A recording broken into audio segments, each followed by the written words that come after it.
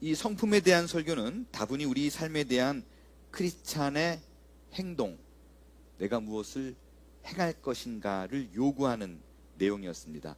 말씀드렸듯이 주일 예배는 성경을 깊이 있게 파서 지금까지 주일날에 성경을 알 수 있는 많은 기회가 없던 분들에게 주제 설교가 아닌 본문을 깊이 파서 연구해서 전해드려서 잘게 쪼개서 전해드렸다라고 말하면, 이런 이벤트성에 있는 설교는 행동을, 내가 무엇을 어떻게 살 것인가에 대한 말씀으로 우리의 행동의 변화를 요구하는 그런 기간이 되었을 것입니다. 개인적인 바람으로 정말 성품의 변화를 머릿속으로 이게 성경이 말하는 성품이구나 에 그치지 않고 주께서 우리에게 허락하신 복들을 마음껏 누릴 수 있는 좋은 기회가 되기를 바랍니다. 오늘은 성품 시리즈 7번째 시간으로 기쁨에 대한 성품을 나누고자 합니다. 혹시 여기 앉아 계신 분들 중에 이런 생각을 하실 분이 행여 계실지 모르겠습니다. 기쁨하고 성품? 이게 좀 어울리지 않는데 기쁨이 어떻게 성품이 될 수 있는가? 한국에 성품연구소가 있어요. 좋은 나무 성품학교라고 있습니다. 크리스천 학교예요. 주로 자녀들이 좋은 성품을 갖게 하기 위한 훈련 학교에 있는데요. 그 성품학교가 내린 정의에 의하면 성품에 대한 정의가 이거예요. 성품에 정의한 한 사람, 성품의 정의 요걸 잘라주시고 한 사람이 가지고 있는부터 시작한 거예요. 정의한이 아니라 그 위가 섞였네요. 한 사람이 가지고 있는 생각, 감정, 행동의 총체적 표현이라는 뜻이에요. 그렇기 때문에 기쁨은 우리 크리스찬들이 소유해야 할 참 중요한 성품이기도 하고, 동시에 좋은 성품을 가진 사람들이 갖게 되는 열매이기도 합니다. 그럼 성경이 말하는 성경적 기쁨은 뭔가? 주님 안에서 누릴 수 있는 삶의 특권입니다. 주님 안에서 누릴 수 있는 삶의 특권. 기쁨이 크리스찬들이 누릴 수 있는 특권임에도 불구하고요, 우리 삶을 돌아보면 내가 기쁨을 갖기에 쉽지 않은 환경과 여건 속에 있는 사람들이 정말 많이 있습니다. 아슬아슬하게 살아가는 사람도 많고요, 하루하루가 지옥처럼 느껴지는 사람도 물론 있습니다. 매일 접하는 뉴스 보고 이거 참 기쁘다라고 말할 수 있는 뉴스가 얼마나 돼요. 가슴을 치고 이런 일이 내게 일어나면 어떡하나라고 걱정되는 내용뿐입니다. 빌립보서는 기쁨의 서신입니다. 오늘 빌립보서의 말씀을 보면서 기쁨을 우리가 가질 수 있고 기쁨으로 무언가를 행할 수 있는 방법 3가지를 살펴보겠습니다.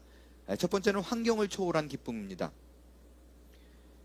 누차 여러분 못이 박히도록 우리가 알고 있는 사실이지만 언제나 휩쓸리는 것이 있습니다. 기쁨은 분명히 좋은 환경이나 문제가 없는 상태에서만 누릴 수 있는 것이 아니라는 것을 우리는 모두 다 알지만, 거의 예외 없이 환경이 무너지면 우리의 감정도 무너지고, 그 무너진 감정을 추스리는 것이 신앙의 힘으로 이겨나기가 굉장히 어렵다라는 것을 경험합니다. 그래서 내 삶이 무너졌을 때 하나님과 굉장히 밀접한 관계에서 접붙임 받아서 주로부터 영향을 받아야 된다는 것은 다 아는데 이게 잘 안 돼요. 안 좋은 일 있으면 주 앞에 뛰어나오게 되기보다 그 자리에 무너져서 울게 되는 경우가 너무나 많습니다. 그래서 먼저 우리가 알아야 되는 게, 행복, 기쁨, 이거를 결정하는 요소가 환경에는 없다라는 가장 강한 인식이 먼저 우리에게 있어야 한다라는 것입니다. 많은 사람들이 행복의 중요한 요소를 말하라 그러면 환경을 생각하죠. 거의 또 그렇게 틀리진 않아요. 환경이 좋으면 사람들이 행복해 합니다. 근데 그 행복을 깨는 요소가 언제나 비교에 의해서 무너져요. 여러분 그 부탄이란 나라 아시죠? 너무너무 유명한 나라예요. 뭘로 유명해졌냐면요, 15년 전인가 그 부탄이란 나라가 어마어마하게 가난한 나라임에도 불구하고 행복 수치가 1위로 나왔어요. 세상에 있는 그 어떤 선진국보다도 수치 1위예요. 근데 엄청나게 가난한 나라예요. 이 발표가 되고 나서 사람들이 부탄을 찾아가기 시작했어요. 부탄을 찾아가서 거기 있는 사람들의 행동거지, 입고 있는 거, 갖고 있는 거를 보기 시작했어요. 부탄의 사람들이. 그래서 지금 부탄에 있는 사람의 행복 수치가 다시 거꾸로 내려간 거 아세요? 최근 조사. 엄청 바닥을 쳤어요. 그러니까 내가 주어진 환경 속에서 만족하고 살았던 사람이었는데 비교가 나를 완전히 무너뜨린 거예요. 이거는 뭐를 의미하냐면요, 내게 주어진 환경을 내가 어떻게 해석하느냐 라는 것에 문제가 있다라는 것입니다. 다시 말씀드립니다. 환경은 우리에게 있어서 기쁨의 요소가 되는 것은 맞습니다. 그러나 그 행복과 환경, 그러니까 행복이 환경으로 인해서 주어진다라는 절대적인 생각이 무너지게 되면, 그것이 그러니까 곡착돼서 다른 사람과 비교가 이루어지게 되면 내 행복이 무너지게 된다라는 것입니다. 그것이 행복의 기쁨에 대한 오해라는 거예요. 내 환경이 좋아지면 행복하게 될 거야 라고 말하는 것은 단연코 사탄의 유혹이요, 세상이 제시하는 환상이에요. 물론 우리 인생에 있어서 환경은 대단히 중요합니다. 환경을 초월해도 좋다, 무시해도 좋다는 말은 절대로 아니에요. 살면서 느낄 수 있는 거는요, 환경이 정말 중요해요. 그거는 아니라고 말하면 안 돼요. 그런 말이 있죠. 사람이 집을 만들지만 집이 사람을 만든대요. 무슨 말인지 잘 모르겠지만 대강 알 것 같지 않아요? 환경이 중요해요. 중요합니다. 나무가 건실하게 자라기 위해서는 좋은 땅이 필요해요. 좋은 씨앗이 열매 맺기 위해서는 반드시 내 주변에 있는 영양을 흡수할 수 있는 환경이 주어져야만 합니다. 작업 환경이라는 것도 있습니다. 좋은 작업 환경에서 일을 하면 훨씬 많은 능률을 올릴 수 있어요. 자녀 교육 환경 중요하죠. 그래서 맹자도 여러 번 옮겼다라는 이유도 자녀에게 좋은 환경을 제공해 주기 위해서입니다. 우리 한국 사람들은 이사 갈 적에 제일 먼저 생각하는 게 뭐예요? 학군. 근데 미국에 있는 분들하고요, 한국에 있는 분들하고 정말 차이가 나는 것 중에 하나가, 제가 보니까 한국에 오시는 분들은 그 유치원 때부터 학군을 막 따지고 생각해요. 막 오는 분들은. 근데 여기 있는 분들은 일러멘터리 스쿨까지는 그냥 보통 잘 다니면 되지라고 생각하는 분들이 보편적으로 많은 반면에, 깜짝 놀랐어요. 한국에 애가 몇 살이냐 그랬더니 5살이래요. 근데 학군 좋은 데로 좀 추천해달래. 큰애가 5살인데. 좋은 교육 환경에 있으면 아이들이 공부도 잘하고 좋은 학교에 갈 수 있는 확률도 올라갑니다. 그러나 그것이 행복을 보장하지는 않습니다. 신앙생활도 마찬가지입니다. 영적 분위기 속에서 내가 어떤 영적 상황에 놓여 있느냐, 우리 교회 분위기가 어떠냐에 따라서 신앙의 성장과 성숙은 완전히 달라집니다. 그렇기 때문에 봉사하시는 분들도 좋은 교회를 만들기 위한 게 왜 그래요? 나도 살고 공동체도 살기 위해서입니다. 그 모든 건 다 맞는 말입니다. 그렇지만 환경이 모든 걸 다 결정지을 수 없습니다.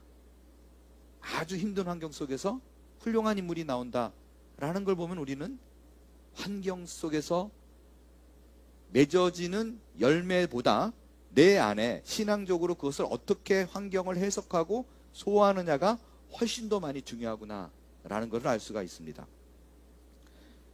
일본의 마쓰시다 그룹을 창업한 마쓰시다 고노스케는 경영의 신이라고 불리는 일본 최고의 기업가예요. 일본에는 크리스찬이 참 없잖아요. 1%도 안 되는 걸로 알고 있는데, 이분이 크리스찬이에요.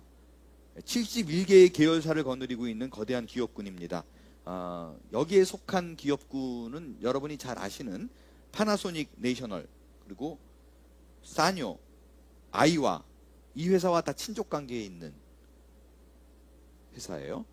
그 니혼 게이자이 신문의 산업 기자가 이 마스시다에게 물었어요.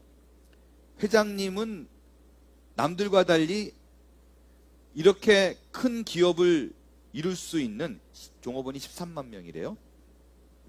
어떻게 세계적인 기업으로 키웠습니까? 그랬더니 이분이 이렇게 대답을 했대요.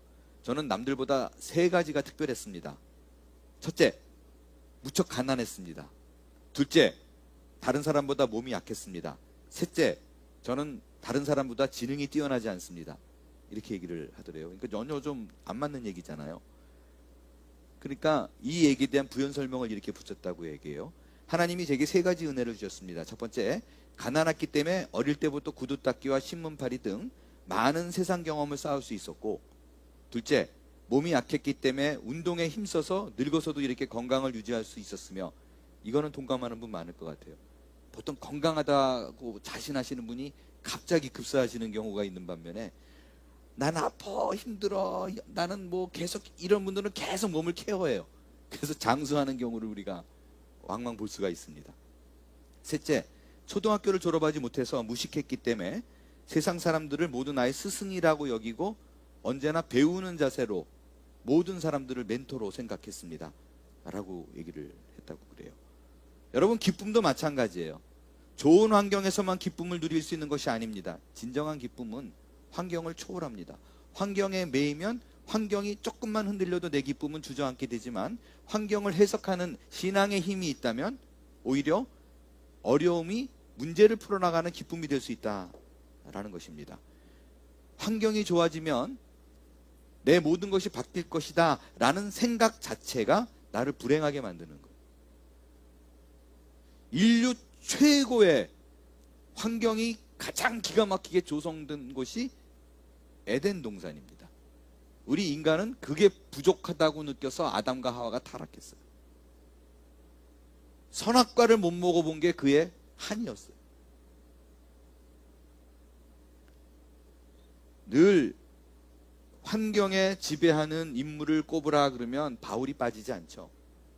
왜냐하면 이 기쁨의 서신을 쓴 빌립보서가 감옥에서 쓴 것이기 때문에 그렇습니다. 감옥에서 뭘 보고 뭘 생각했느냐, 뭘 목표로 했느냐, 뭘 목표로 하고 뭐 어떻게 생각했기 때문에 기쁨의 서신을 쓸 수 있는가라는 거예요. 환경을 해석하는 것이 내가 기쁨을 유지할 수 있는 키라면 바울의 모습 속에서도 우리가 그 모습을 찾을 수가 있어야 됩니다. 바울은 현재의 상황이 아주 혹독한 상황임을 본문은 얘기합니다. 나의 매임이란 단어를 강조해요. 자기가 묶여 있다는 거예요. 나의 매임이. 다수가 나의 매임을 인하여. 그리고 이게 묶여 있는 것도, 갇혀 있는 것도 답답한 상황인데, 여러분, 많은 사람이 공감하지 않을까요? 좋은, 어마어마하게 정말 누가 뭐라 그래도 최고급인 환경 속에 있어도 누가 이렇게 긁는 사람이 있으면 힘들잖아요. 계속 깐족깐족거리고 긁고 시비 걸고 힘들어요. 사도 바울이 이렇게 얘기해요. 감옥 안에 있는데도 불구하고 괴로움을 더하게 할 줄로 끊임없이 그를 공격하는 무리들이 있었다고.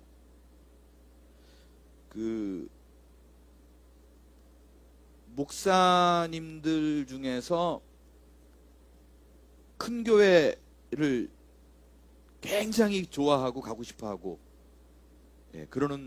특별히 그러는 분들, 특별히 막 그렇게 생각하시는 분들이 계세요. 제가 아는 얼바인의 어느 분이 굉장히 큰 교회에 계셨는데 그 몇천 명 교회를 사임했어요. 그거를 목표로 두고 갔는데 이뤘는데 사임을 했어요. 원하던 교회를 갔는데 어쩌어요? 뜻밖의 교인이 수천 명인데 한 사람이 집요하게 괴롭혔대요. 한 사람이. 수천 명의 사람인데 한 사람이 끊임없이 설교 비판하고 없는 말 지어내서 퍼뜨리고 못 견디겠다 그러고 나왔다 그러시더라고요. 한 사람 때문에. 바울은 갇힌 것도 억울한데 억울한 상황 속에서 끊임없이 그를 공격하는 사람들이 있었습니다. 이 상황 속에서 놀라운 거는요, 바울은 자기가 처한 환경을 이길 수 있는 힘이 그 환경을 무시해서가 아니에요. 부인하지도 않았어요. 그러니까 이런 거예요. 나는 안 메웠다고 생각해. 흔히들 이렇게 이미지 트레이닝 하시는 분들, 감옥소가 있어도 내가 지금 넓은 풀밭과 초원에 있다라고 생각하고 그 안에서도 골프 연습을 하고, 실제예요. 예. 그런 분들 계세요. 그래서 나왔더니 핸디가 줄지 않았다. 모르겠어요. 진짜인지. 근데 그렇게 써 있는 걸 봤어요, 제가. 그런데 바울은 그렇지 않아요. 문제가 있는 걸 없다고 얘기하지 않아요. 있다고 얘기해요. 그러니까 문제를 직시하는 게 중요합니다. 그 직시한 문제 속에서 어떻게 해석하고 그 해석에 따라서 바울이 기뻐하는 게 기뻐하자라고 결심하는 것이 아니라 안에서부터 터져나오는 기쁨을 주체하지 못하는 거잖아요. 어떻게 그럴 수 있는가? 그 고통이 하나님으로부터 온 것을 인지할 때 기뻐할 수 있습니다. 억울하지 않습니다. 하나님이 했다면 이유가 있는 것입니다. 하나님이 만졌다면 반드시 결론을 지어줄 것입니다.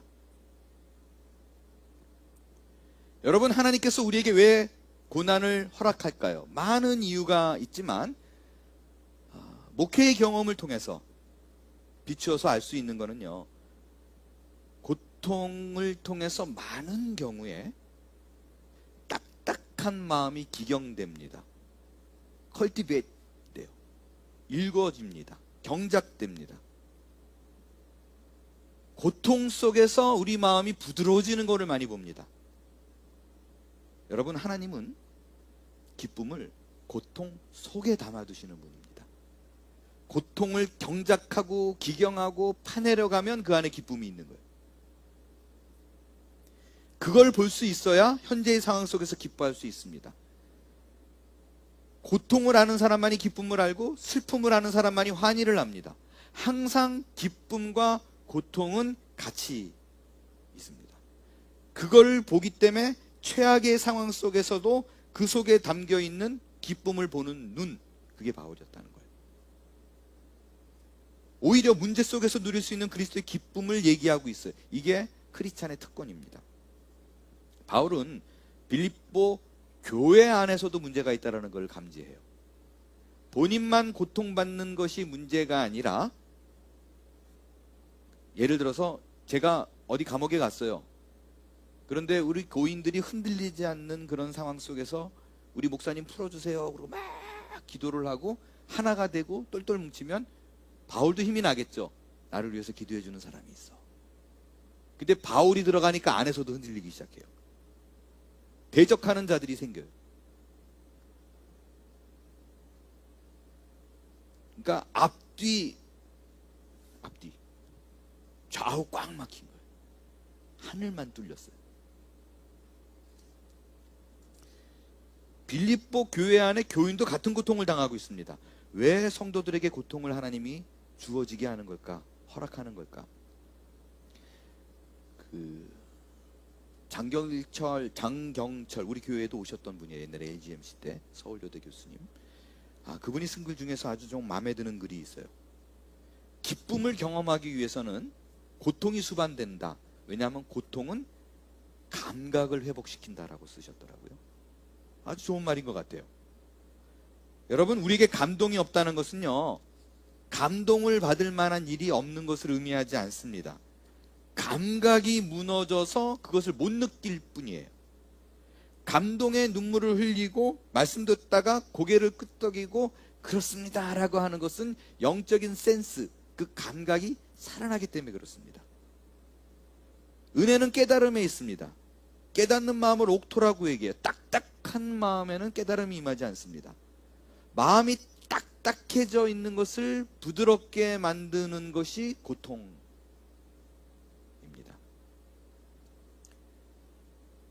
마음이 딱딱해지면 완고해지고, 완고해지면 완악해지고, 완악해지면 교만해지고, 교만한 마음에는 은혜가 안 들어간다는 거예요. 하나님께서 우리에게 고난을 허락하시는 이유는 딱딱한 마음을 기경하기 위해서다. 부드럽게 하기 위해서다. 겸손케 하기 위해서다. 라는 것이죠. 그때 우리는 그것을 캐치할 적에 그것에 대해서 그 고통 상황 속에 몰입하지 않고 하나님이 이 문제 속에 개입돼 있다, 이 고통을 주신 것은 하나님이다라는 인지가 있을 때 내가 기경이 돼요. 부드러워지는 거예요. 장경철 교수님이 쓴 기쁨을 유통하는 삶에 대한 글에, 책에 이런 게 있어요. 제가 잠깐 읽을게요.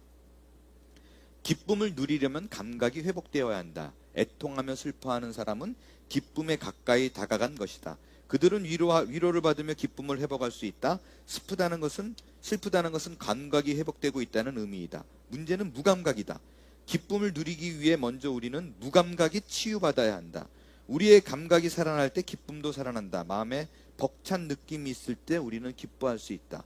내 마음대로 기뻐할 수 있는 것이 아니다. 하나님이 내 마음에 와닿는 것을 많이 만들어 주셔야 기뻐할 수 있다. 하나님이 내 마음에 와닿는 것, 만드는 것, 이게 고통입니다. 우리는 고통 없는 인생을 꿈꾸지만 그건 불가능합니다. 고통을 없애버리면 기쁨도 없습니다. 고통을 느끼지 못한다, 감각이 상실된 거예요. 제가 앞서 성품 절제 시간에도 말씀을 드렸지만 고통을 못 느끼는 병이 뭐라고요? 나병, 문둥병. 코가 떨어져 나가고 손가락이 떨어져 나고 손에 불에 집어넣어도 몰라요. 그래서 폴 브랜드 박사, 나병 고치는 박사예요. 이런 얘기를 했어요. 고통을 주신 하나님께 감사하라. 우리의 몸이 조금이라도 아픈 것을 아는 것이 얼마나 감사한가. 위험할 때 피할 수 있는 것이 얼마나 감사한가. 그 나병 환자들에게 하나님이 당신에게 무언가를 허락한다면 무슨 선물 받고 싶은가요? 라고 말할 적에 나병 환자들이 고통이요 라고 얘기했대요. 폴 브랜드라는 박사님의 말에 의하면. 참 힘든 얘기예요. 고통 속에서 감사한다라는 건. 하지만 그 속에 담겨진 하나님의 손길을 보고 의미를 보고 해석을 할 수 있는 눈이 우리에게 있어야만 됩니다. 땅 입장에서는요, 이렇게 파면, 땅이 생물이라고 치면 얼마나 아프겠어요. 그죠? 그런데 그 땅을 파는, 기경하는, 컬티베이트 하는 그 행위가 땅에게는 상처를 내는 것이지만 그것이 숨통이 트이게 만들고 영양분이 흐르게 할 수 있는 좋은 땅을 만드는 비결이라는 것입니다. 고통이 올 적에 그 고통을 주관하시는 분이 하나님이라는 인지가 여러분에게 들어온다면, 그 센스가 살아난다면, 내가 결심해서 하는 기쁨이 아니라 아하 하고 찾아오는 기쁨을, 내게 주신 기쁨을 누릴 수 있는 눈이 열리게 될 줄을 믿습니다. 마지막 세 번째예요. 사는 이유가 그리스도가 될 때 우리가 기쁨을 누릴 수 있습니다. 삶의 목적, 다른 말로 하면 네가 사는 이유입니다. 그 살 이유가 분명해지는 사람들은 삶을 포기하지 않습니다. 그 혼자서 애들 키우느라고 막 고생하는 부모들, 그러니까 어머니의 경우, 어려운 환경 속에서도 눈물을 버금고 그 삶을 이어가는 게 애들 때문인 경우가 많아요. 내가 사는 이유입니다. 바울은 애가 없었어요. 그가 사는 이유는 그리스도 때문이었습니다. 이는 내게 사는 것이 그리스도니 죽는 것도 유익함이라. 내 삶이 영원한 것에 가치를 두면 사는 것도 죽는 것도 유익합니다. 그러나 돈이나 명예나 자식이나 그 어떤 것으로 내 삶의 목적과 이유를 둔다면 그것이 무너지면 다 무너집니다. 왜? 그것은 유한하기 때문에 그렇습니다. 우리의 삶에 이번에 정말 한번 그렇게 생각해 보자고. 내가 왜 사는가를 고민해 보시고, 제가 첫날 말씀드렸던 왜 내가 성품이 변화되어야 되는가, 그것이 나를 통해서 내게 주신 나를 통해서 사람이 변화되고 내가 변화되고 내가 기쁨을 누리고 복을 누리기 위해서가 일차적인 목표가 아니라 내가 왜 사는가? 그리스도의 하나님의 영광을 위해서 산다라는 것을 다시 회복할 수 있게 되기를 바랍니다. 바울이 만약에 세상 것에 근거둔다면 얼마나 많이 무너졌겠습니까? 그러나 그리스도를 목표로 두었다라는 것입니다. 한번 보겠어요, 우리요. 지금 잠깐 한 15초 생각할 시간 드릴게요. 솔직히 써보세요. 이는 내게 사는 것이 그 이유가 여러분 뭐예요? 땡땡땡 15초 드릴게요. 못 기다리겠네요, 15초. 거기에 유한한 것이 사실 들어있다면 무한한 그리스도를 바꾸십시오. 성경이 진짜라면, 성경이 진리라면, 우리에게 교훈을 주는 한 이야기가 아니라 정말 생명의 말씀으로 믿는다면 바꿔보세요. 여러분에게 도전합니다. 바꿔야 됩니다. 내 삶 속에서 성품이 변화되고 그것을 통해서 주신 복을 누리고 싶냐? 바꿔야 돼요. 바꿔야 됩니다. 사는 이유와 죽는 이유. 바울은 예수 그리스도를 만나기 이전에는 아무것도 아닌 인생이었어요. 그러나 그는 가진 것이 훨씬 많았었고 누리는 것도 많았고 자랑할 것도 많았습니다. 그리스도를 만난 후에 바뀌었어요.